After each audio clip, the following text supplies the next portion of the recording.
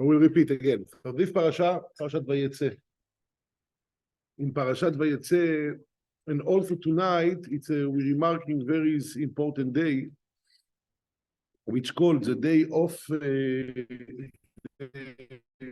Hilula day and the birthday of the second Rabbi of Chabad, the Admor Emissary.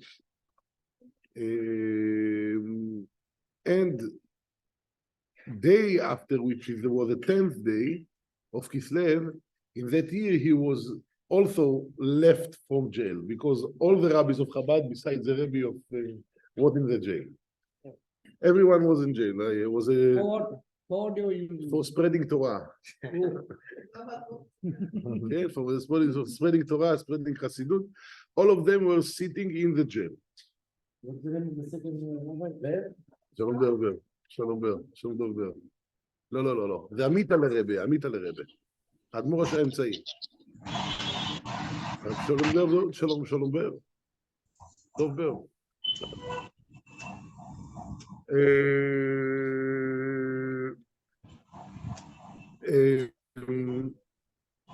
So, in the 10th day of Kislev, which was in the year,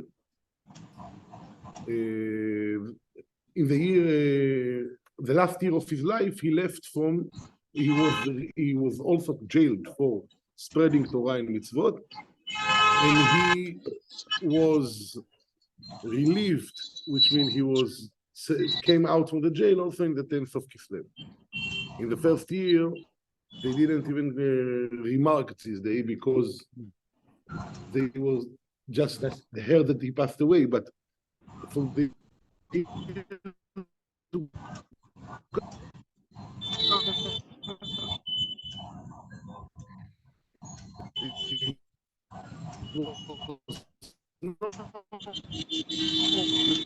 there are the 9th and of the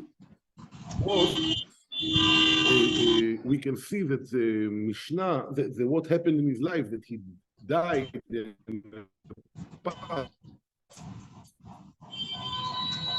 the same day. It's like fulfill your life of your year, which means that he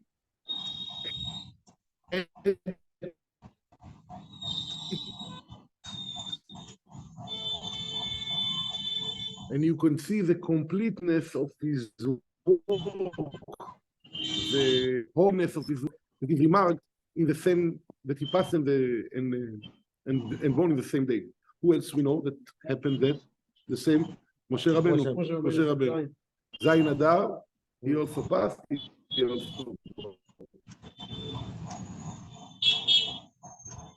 But we see that he's not in all the tzaddikim. Is like, yes, there are many tzaddikim which are very tzaddik, which is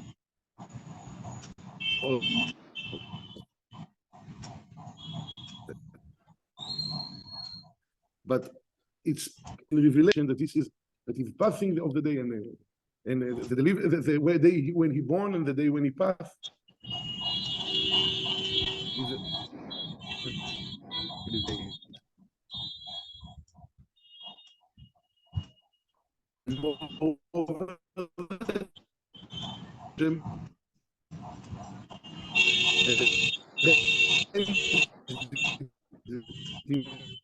The same with Yud Kislev Parshat Shavua, because Yehudi live with the time, and the time of every Jew, it's going with the Parasha of Shavua, like we explained. In the previous Parasha, we spoke about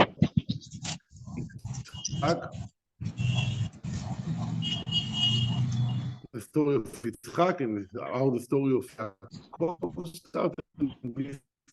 We also continue with the story of Cesar, and moreover that, about the kids of Yaakov. Now, one thing which we see about Yaakov, and we will understand it with the connection to the Admor Emissary, we can see that Yaakov, which was he was a Bechir Avot, he was the one that the Bechir.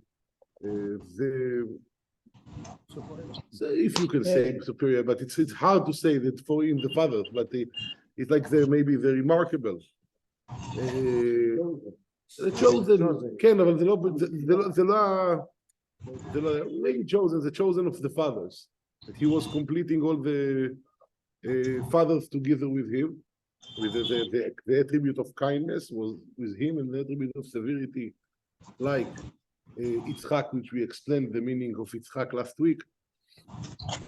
Yaakov was the one that was chosen to bring the 12 tribes, and the difference between him to the fathers, that we can see that the Abraham came from him Yitzchak, and came from him also Ishmael. Yes. And Yitzchak came from him מה קרה?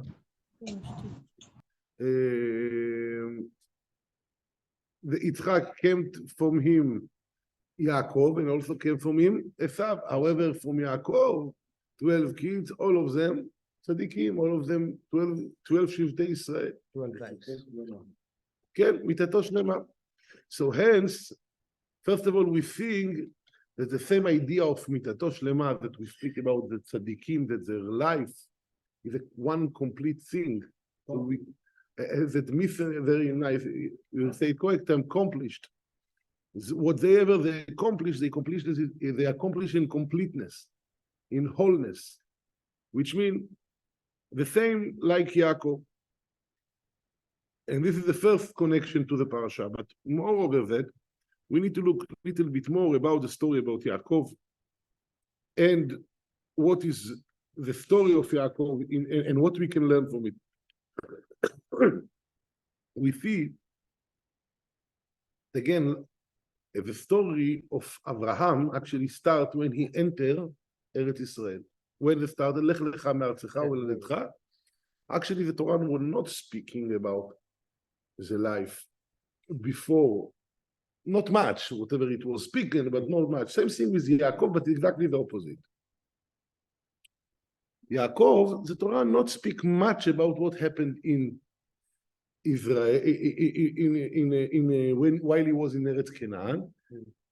We're hearing about the main story about Yaakov, it's when he left to Haran. When we hear, when he seen the first of all, when he already started to leave Beersheba, and from Beersheba, he goes out towards Haran.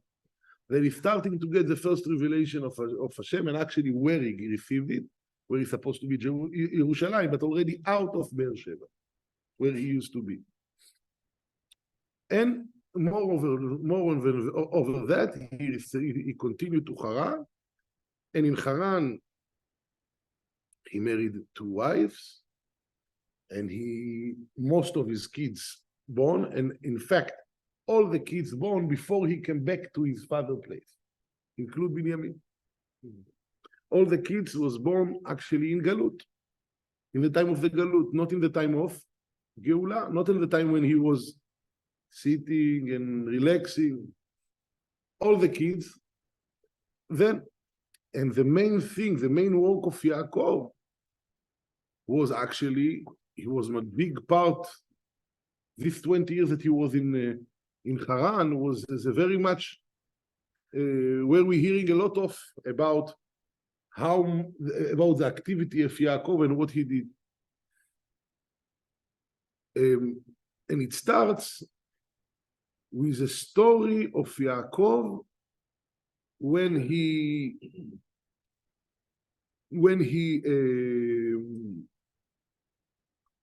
entered, when he reached to Bethel, and there he go to sleep.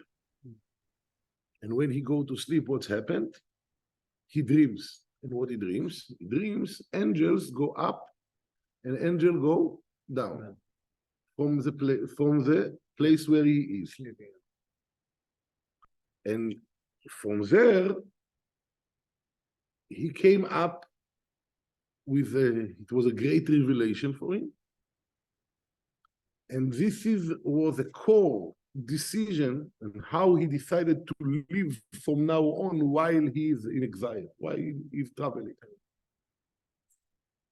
What he took upon himself. he immediately wake up, he said, Ma nora hamakom hazeh, what a great, what awful, or not awful, it's not a good, what superior this place. This is the house of God. And the stone which I took, I will make in matzeva, איך אומרים matzeva? Like a tombstone, like a tombstone, remarking stone. And everything which you will give me, I will give 10% to you. To whom? To God. He suddenly understood that he need to give something to God. What he said, whatever you give me, I will give you 10%. How the deal sounds? You give me 1,000 rupee, I give you 100 rupee. Yeah, that's How the deal sounds? very nice. For me, no? But this is what he said. Yes. He said to Hashem after he wake up in the morning, he said, everything you give me, I will dedicate 10% to you. And obviously it's a question. What Yaakov Avinu understood from this dream.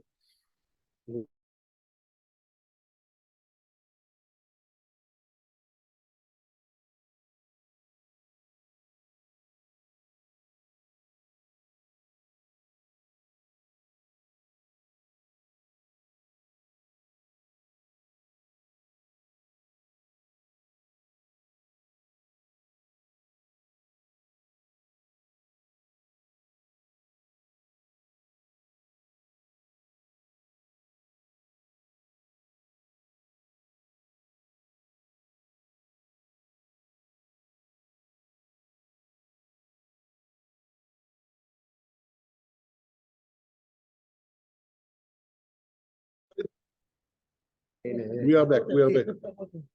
Wait a second. Sorry.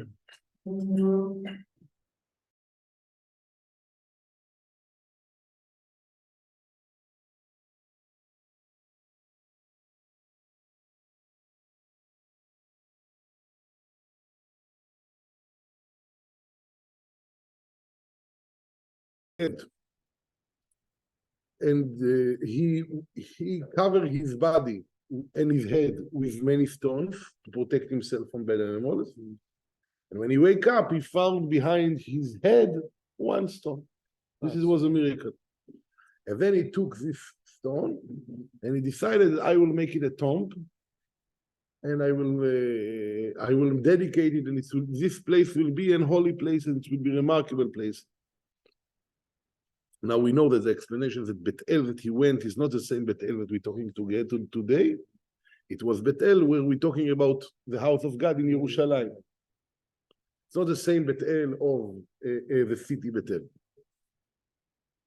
And moreover there, in the place of the Kodesh HaKodashim, moreover that, in the place where Yitzchak, where Yitzchak was offered As a sacrifice. As a sacrifice. He went out from Eretz Israel toward Haran. The Midrash said that in the beginning he directly started to go to Haran. And after some time, he wanted to come back. Then he wanted to pray where his fathers were praying before we leave Eretz Israel. And the Derech Kavtzalo, the road, jumped to him. And he came quickly before the night, and if Gayvgar Makom, and Hashem did a miracle that immediately the sun was set, and he decided to sleep there. And this is what happened. He revealed it. So obviously there is a deeper meaning from the story. The story is supposed to have some real message to give us, and about it, especially a story of the fathers, which is, we said, Maaseh Avot Siman Labanim, which means whatever the fathers did, at least something we take, some mark we take for ourselves, which means it's something that's supposed to be in life of every one of us. And obviously we have to learn a lot about this. So Yaakov Avinu, when he went to to the Bethel, he was seeing angel coming from the place where he is, go up to heaven, and they saw angels go up, go down. Some midrashim said he's seen angels of Chutz La'aretz go up, go down, and angels of Eretz Israel go up. Moreover that, some angels, some explanations said, which is also connecting to one each other, that he realized exactly how the divinity work on the earth, which means until that time, in the earlier days, everyone knew that some morality is supposed to be. Everyone knew that there is God that watching everything. But the idea was Avraham Avinu. He was the first one to publish that God is here. God is everywhere. But still, it was very remarkable that God is God and we are here, and there is no real connection between us to Hashem. At that time, there was no mobile. And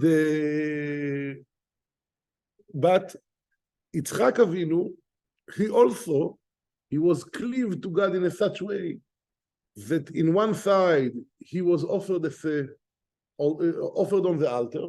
He was an offering As a sacrifice. as a sacrifice, which means the idea that the neshama, the soul, can join to the body, it can work God within this body, was very hard to digest. Hence, if it was understood that if you want to cleave to God, you can be an offering on the altar. More than that, we see that in the time of when Yitzchak was in the end of the time, he was blind. Yes. And the Rashi said that's why Yetzer Hara were never with him, because he could not control the Yetzer Hara control on what you see, Yes. and temptate you to that. So Yetzer Hara, which means to reach to highest levels, it was by the way of Yitzchak, it was the bodily life and material life was something which was not understood. That's why our parents, our fathers, by definition, they used to be shepherds, to be out and disconnected to the world. You say, Yaakov, even that he was a shepherd, he started a walk in a different road, and we've seen more with Yosef, which Yaakov starting to bring to connect between the spiritual and material. How? First of all, we've seen that after he wake up, he took something spiritual, something very material, a stone, and make it a holy. Second, we've seen that he decided that how he will work God, not by only offering something, to give some percentage from what you earn. Why? Because by then you are actually showing that your entire work, it was for doing good things, which means to use this materialism for spiritualism, and you elevate it to a different level. And moreover that, we've seen that Yaakov, he went to Haran, and in Haran, which is actually, Haran was called Haran because it's called Harono shel Makom. Haran, which means anger. Anger. Why? Because God was angry on this place. Okay. It was very problematic place. But there Yaakov chose to bring his kids, which means there he actually bring down divinity from a new neshamot that was supposed to be giving light in the darkness. But how he came to this conclusion? Again, that there is a connection and there is something which you can do here which will affect there. He reached to the place which called Kodesh HaKodashim, to the place of Holy of Holies.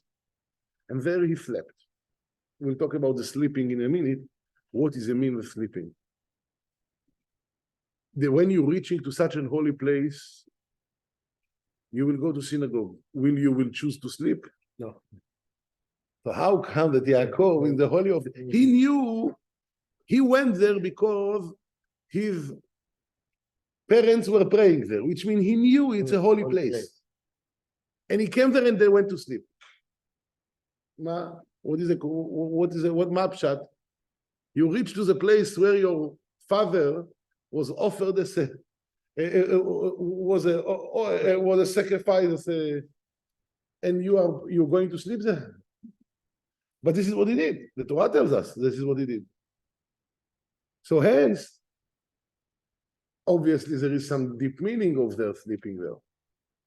But before we'll try to understand what it's sleeping, we'll watch over his dream. So we say that he seen that in the dream he seen angel going on a ladder. Going on the ladder up and down. And the Likutei Torah, the Admor Zaken explain, we know that every action that we do create an angel. What it means? A person does a mitzvah, he creates an angel. And we'll look what it means angel a little bit. And then we know that there are angels that guiding us, which means there is two types of angels. Angels that you create, and then angels that God emanate. And God that God give in order to guide us to that way or that way, whatever way that we choose. He realized something amazing. He realized that in one side, yes, the person is getting angel that guiding him. Shalom, shalom, bruchim habayim. But there are angels that are guiding us. But he realized that it's results of what angels that we creating ourselves. And we'll talk a little bit about these angels.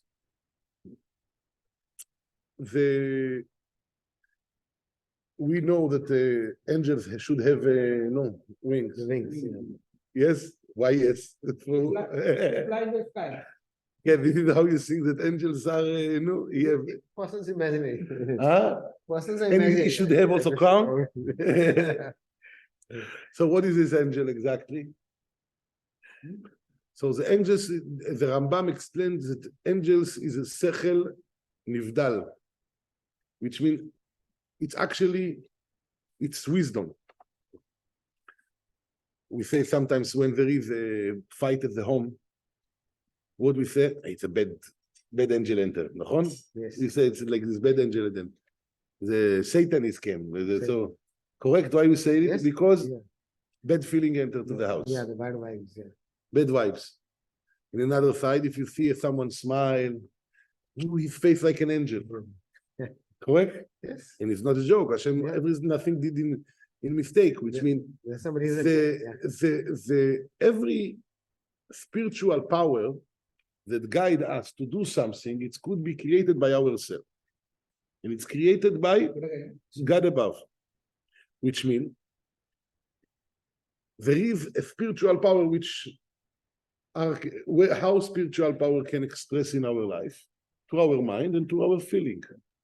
When you feel a positive feeling, this is the same moment you have a positive spiritual power that moving you, motivate you.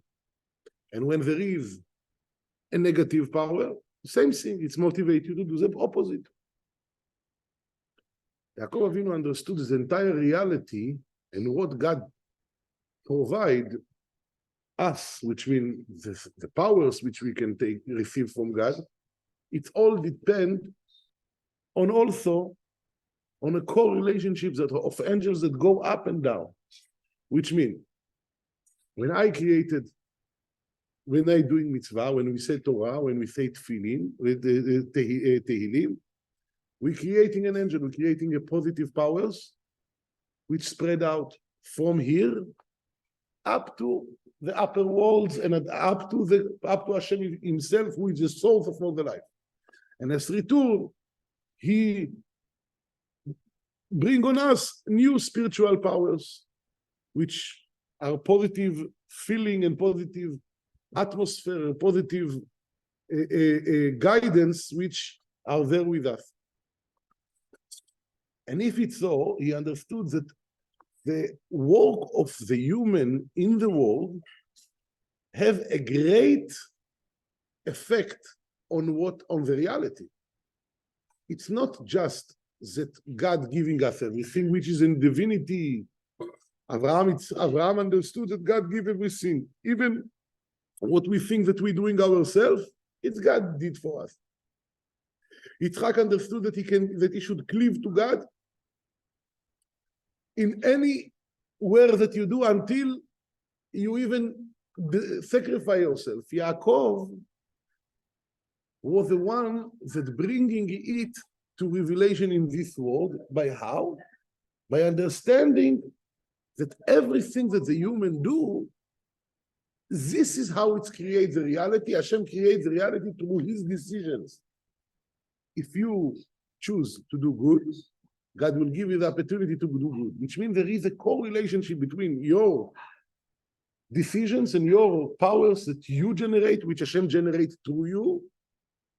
There are the powers which God give from us, and that's why He's seen angels go up and down. For what example? That's why the Jewish are praying. We understand that by through our hopes and feeling and our request, we create reality. So which means when we go and pray Hashem, God, who creates the heaven and the earth, who have no face, who control everything, I want so-and-so, I want health to my friend. What actually you did? You created a positive hope. Created a positive thing. And through this hope, God will take this and bring down reality. You created an angel, and this angel went up, and until the angel come down and bring health to your friend. So this is the purpose, and this is the work of Hashem.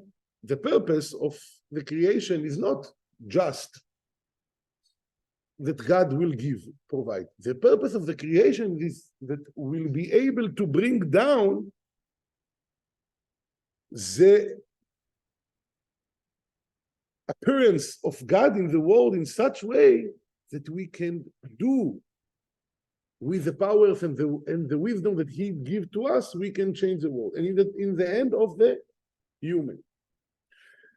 Now, the human also can do terrible things. We know that if the human is connected to the wrong wishes, we can create a lot of bad things. That's why, for example, that we say that we should be very careful not to curse anyone. When you curse, you take some bad word in your mouth. What you created in the same moment bad energy which stays. It's not going anywhere. It's created, it's actually spread out in the world. When this spread out in the world, it's getting an existence. That's why we are Jews very much think that to not think bad even on someone. Yeah. When we're thinking bad on someone, we immediately actually created some spiritual power or spiritual evidence in front of God that it's very much can affect the other. I will tell you a story. And this is a very interesting story. Because one tzaddik was called Rabbi Yechiel Michel. Rabbi Yechiel Michel was young Avrech. He was later on became a very big rabbi, but he was young Avrech, and young rabbi that was praying in one synagogue. He was still not the rabbi of the community, but he was one of the Torah scholars that was there in the same community. One day, one of the people who was walking on the horse and the carriage felt that he reached a little bit late in Shabbat. He felt terrible. How he breaks the Shabbat. He reached a few minutes after sunset, not exactly, nightfall was not yet there. Not yet fully Shabbat, but he felt extremely bad. So he went to the Rav of the community, Rav of the synagogue, said to himself, I'm feeling terrible. How can I repent? The Rav was a wise man. Not Rabbi Elirani, of course, was wise man, but it was the Rav. The Rav was hearing the question, and Rabbi Elirani was listening from the side. And he told him, you bring this coming Shabbat, next Shabbat, you bring half kilo of candle to the synagogue and forget about it. Hashem, forgive, don't worry. Don't keep yourself. מתקשרים אליי כל העולם בשבילך, טוב, תהיה בשקט, נתנו את השיעור עכשיו. So, he told him, bring a half kilo of candles to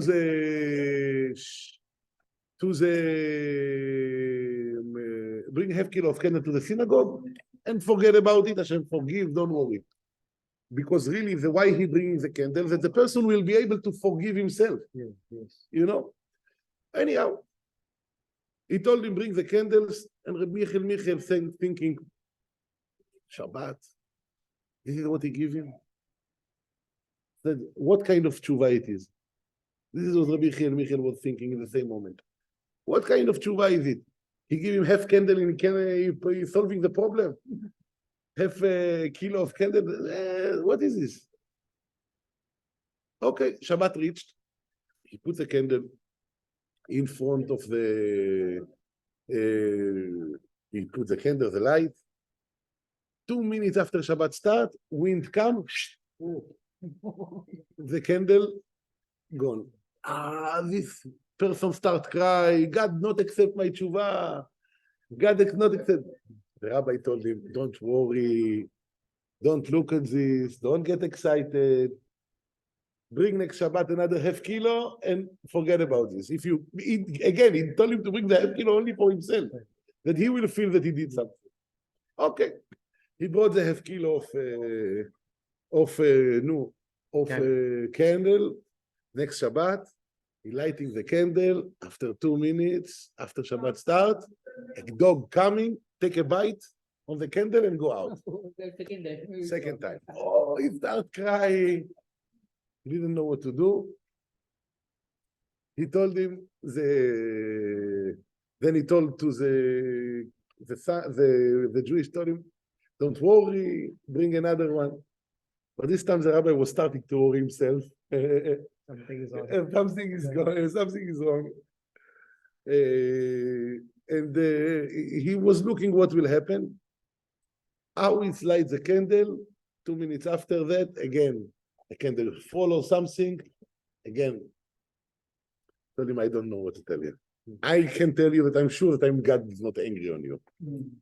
But maybe you go, I think he told him to go to the Baal Shem Tov or to a Magid Mimezrich. I don't remember exactly who is the biggest tzaddik of the same generation. Tell him, go to him, ask him what to do. What is the problem? He told him, then he came to the rabbi crying, Rabbi, what is happening? Why God not accepting my tshuva? What is going on?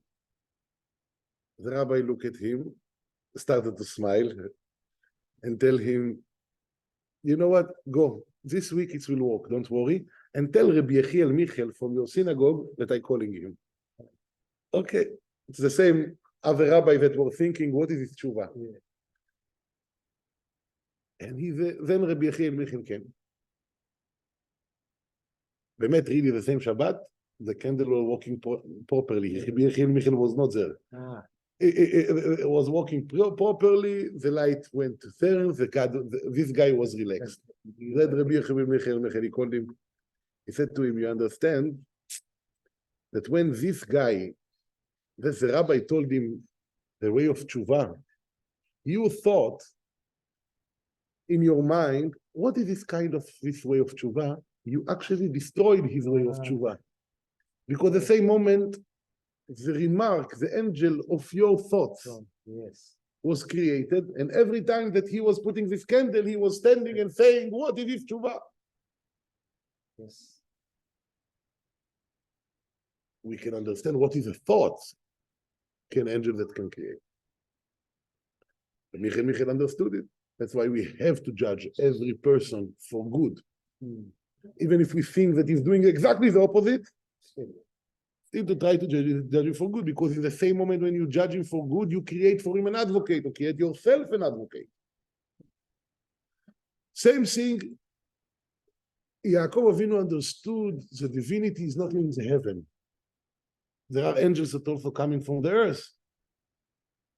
And hence, the unity is amazing, and the ability of the Jewish to create reality is amazing.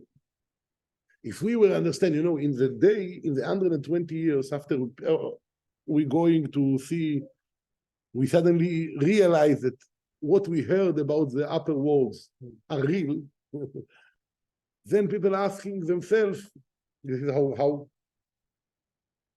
there are two big feelings that people who experience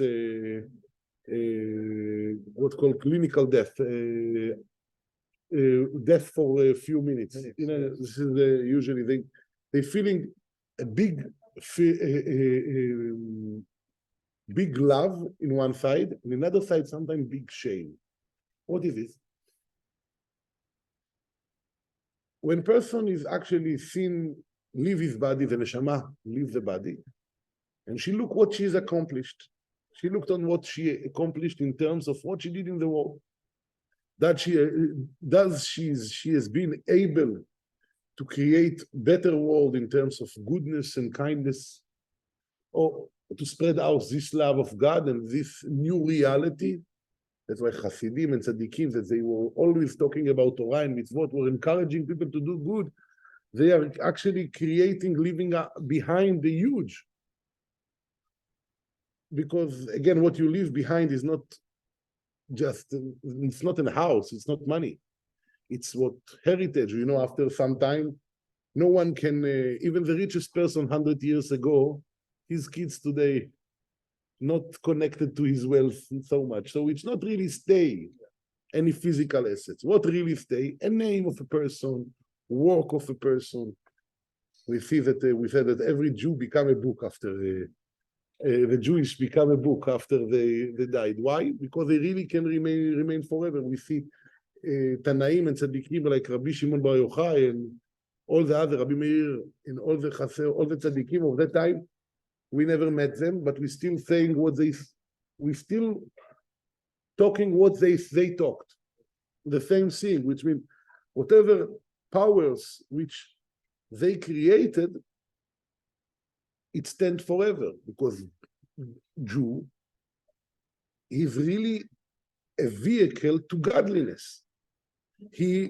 God doing through him something, and this something can remain forever. How we know that? As much as a Jew is more complete, we think that there is no, his actions are becoming alternate, לעולם ועד, כאילו forever, but כן. These actions stay forever. We see Moshe Rabbeinu, the tools of Moshe Rabbeinu, because he was in the great level of bringing down godliness in all his actions, was again full with divinity in every step that he did. Even if something looked like material, he was still able to, he was doing things physical for making a residence to God. How if when we see it, when he built the Mishkan, built the temporary temple, he did there, he built the tools of אתה מפריע לי. לא עכשיו. מה? He built the tools of בית המקדש And these tools were stayed and even never destroyed, by the way. It's the tools of Moshe Rabbeinu were stayed forever, and until today they're hidden in Mechilot in Yerushalayim, אצל שלמה המלך, אצל יושיע, אצל צדקיהו, אני חושב. מי הטמין את הכלים? הרב עקיבא. חושב צדקיהו. But that he hide them, the tools of Beit HaMikdash, behind until the Mashiach will come. And it said Rashi, because of the action of Moshe was divine, hence no one can really destroy something so divine. It stays forever. Same thing with Yaakov Avinu. His action was to bring down kids and to bring down existence of godliness, which will stay forever.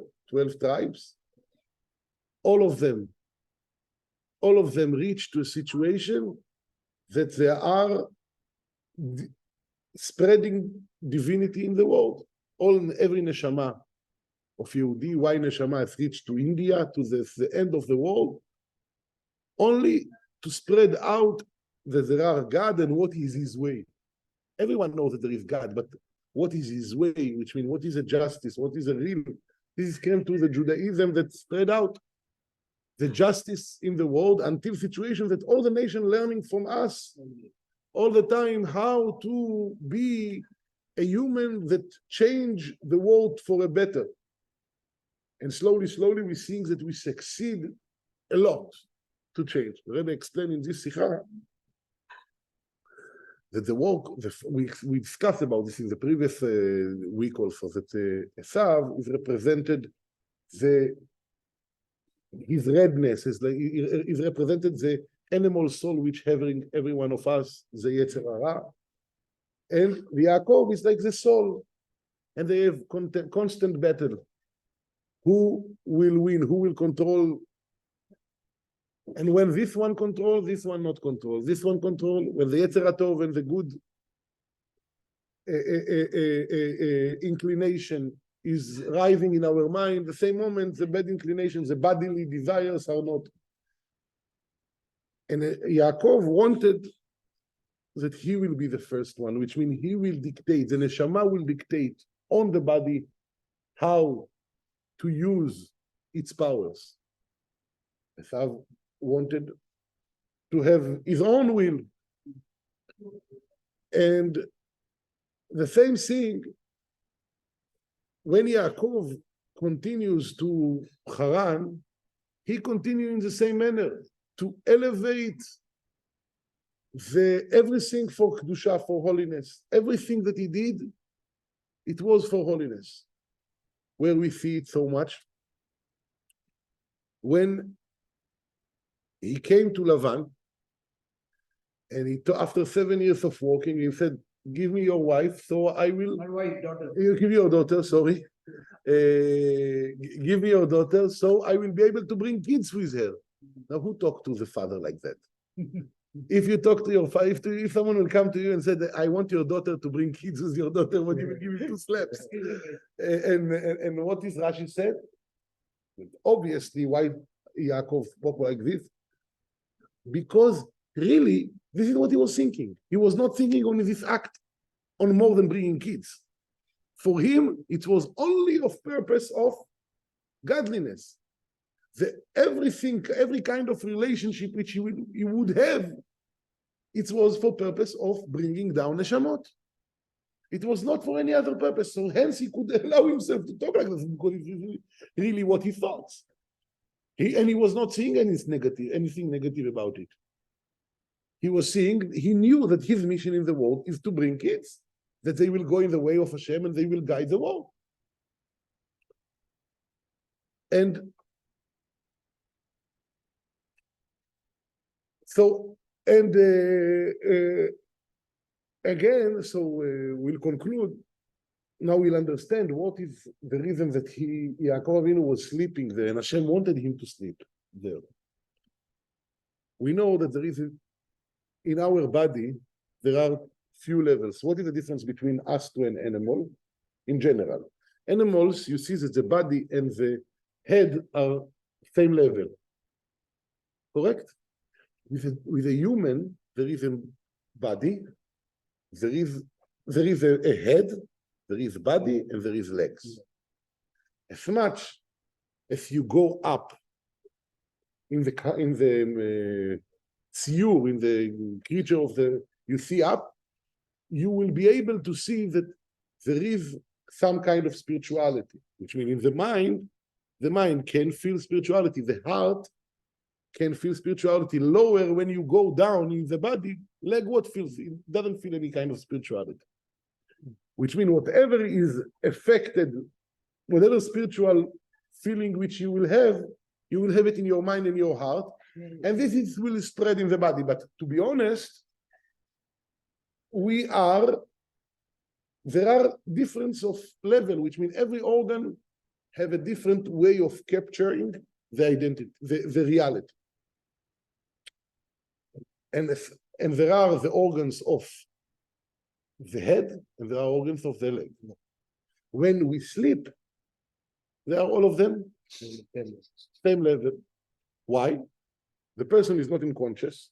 There is no value to the head so much in the same moment. Correct? When you sleep, it's whatever, there is a subconscious at working all the time, but the subconscious actually is spread in the entire body sometimes, because we see that we have reflex, etc. But in general, we see that when we sleep, what happens? We are not we cannot use the tools of mind or heart in the same way. It's actually the same thing. At the same time, everything is blurred.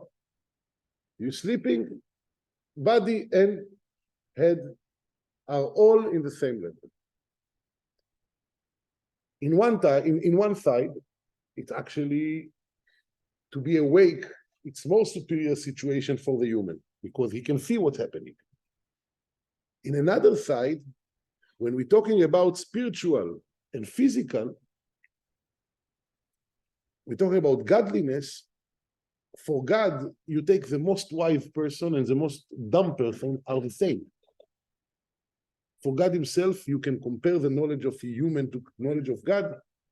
No, this is infinite. This is having an end. The human, as much as you take the most wise person in the earth, it's still not even a nut for the wisdom of God that created all the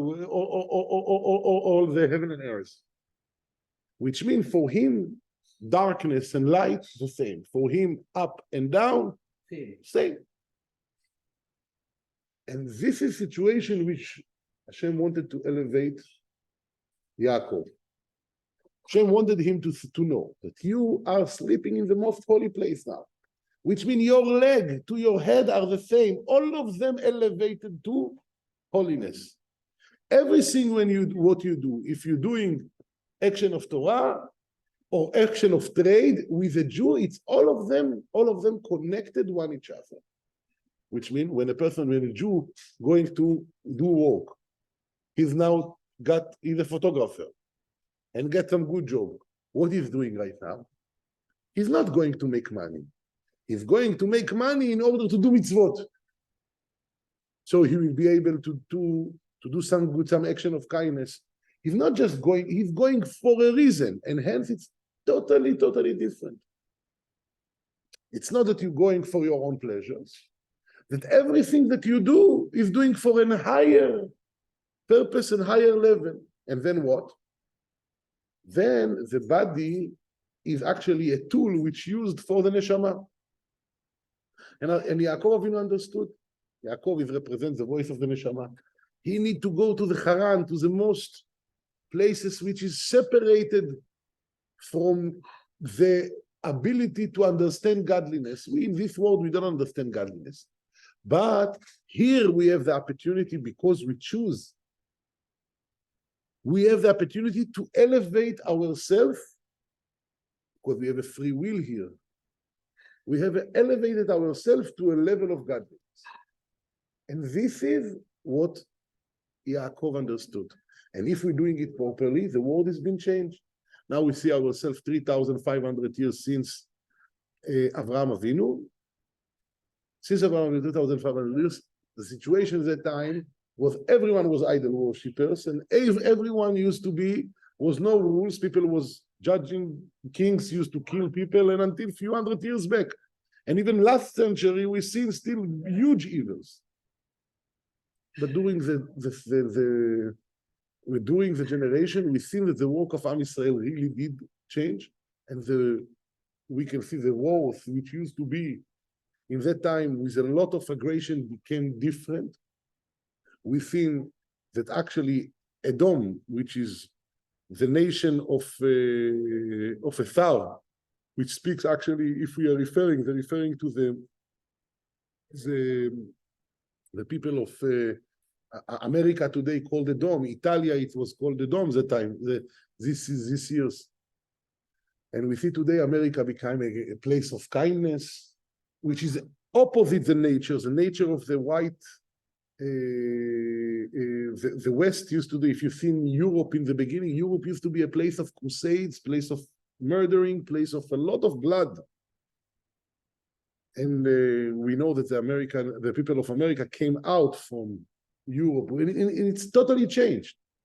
Slowly, we're seeing that the world become much more elevated and much more gentle, much more spiritual. Slowly understand the ways of God until the time of Mashiach, when then we will be in these different situations that all the actions will be clear that is done only for the purpose that the world created for. If until now there is a free will, the free will created why? Because we haven't seen God. Because if you have seen God, it's not a free will. Correct? So because God will create for us a situation which we haven't seen God, we have a free will. And this is what Yaakov understood. Yes, everything is belong to God. But I need to elevate something from it, so the entire work of mine will be for mitzvah. Because yes, you need to eat, you need to drink, you need that. But if you keep some budget from this in order to do mitzvah, what you did, actually, you elevated your entire 90%, your entire 100% to be an holy. And this is what Yaakov understood immediately. There is a core relationship between what I'm doing here to what's happening, what God give influence on us. Hence, I should immediately elevate everything which I do to holiness. We've seen it with Yitzchak. Yitzchak Avinu also understood it. Yitzchak Avinu, he said in the previous parasha, Vayizra Yitzchak b'shana ההיא vayimtza mea she'arim. Yitzchak was putting field crops, and he was a farmer. He was also digging wells, and he was wanted to have to get the chomrim dagan grains, and it was a very tough year. And the Rashi said, "Omed ze leme'asrot haya." He did the first of all, the pasuk said, "Vayizra Yitzchak b'shana ההיא," in the same year. And he found 100 times for what he put. What it means? He said that he did calculation how much he was supposed to earn, and it came 100 times. Rashi explained why Yitzchak did this calculation. So he did calculation in advance, approximately how much he's going to earn in order to spread charity. So this is why he did calculation. And the Rebbe emphasized that we understand that Yitzchak for himself doesn't need money. But why he did this? In order that he will be able to do charity, he went and put grains in the land and put water, etc., in order to bring. So which means he did physical and material work in order to elevate it for godliness. Same thing, and we'll conclude with this story. Was one tzaddik was called Rabbi Chia.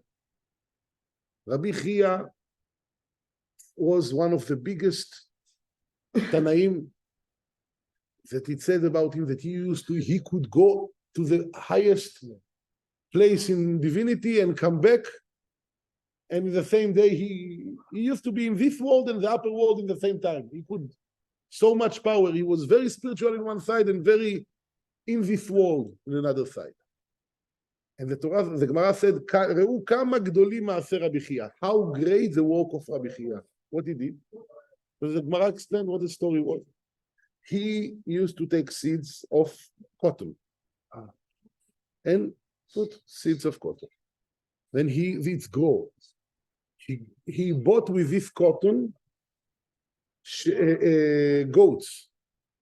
He let them to eat, and then he removed the skin, the food he gave for the kids to eat, and the skin, he was writing the 5 books of Moses and 6 books of Mishnah. He wrote on this, and he gave to 11 kids. He said, I'm giving you Bereshit, you Shemot, you this, everyone you will teach, and you teach one each other. And they said that Biglalo, because of him, Torah was not forgotten from Israel. Because at the same time, the Romans they suffered a lot from the enemies of Eretz Israel, so everyone was scared to learn Torah in reveals. But through the work of Rabbi Chia, he convinced the kids to continue. And the question is, what is so great? Many people teaching Torah. Many people was giving charity. But no, here he did everything. His entire powers, spiritual and material, was invested in this Torah that he teach. He was putting the seeds in the land. The seeds grow. He prayed for rain. Took the rain, he took the seeds, grind it. After grinding it, selling it, and etc., etc., etc., until the time will come when the kid will learn Torah. And because he put all his spiritual powers and physical power, it became that he kept the Torah to be survived. It became something that stands forever, like the work of Hashem that stands forever. And this is the powers that we have as Jews. When we using our powers that God gave us, we can actually, and using our material powers in order to do mitzvot, we actually creating reality which stands forever. That's why the Jews are never, you see, all the nations goes and come, and we are there. And B'ezrat Hashem, by this way of understanding that this is a really work, that Jew didn't come to the world only just to enjoy from the world, he came to create reality. And God creating reality through the Jew. If we go by this way, B'ezrat Hashem, we will faster feel revealed, redeemed. We'll feel that God is with us in every moment. And this is really the true meaning of redemption. When the time of Mashiach will come, that every one of us will be in a situation which we feel godliness acting to us. We will believe in it. We will see it. We'll see the results of our action. B'ezrat Hashem, Rabbi Yameinu, Amen. Amen. Next week we have a Yutet Kislev. We will inform the time. We will do it Va'adut. And this is, we call it the Rosh Hashanah of Hasidut. Because then the Rebbe Azaken started the work of the Hasidut with every one of us. B'ezrat Hashem, Rabbi Yameinu, Amen. Amen. Amen. Thank you very much, everyone, for participating. Yeah, thank you so much. Thank you. Thank you. Bye-bye. תודה רבה. Thank you, Rabbi.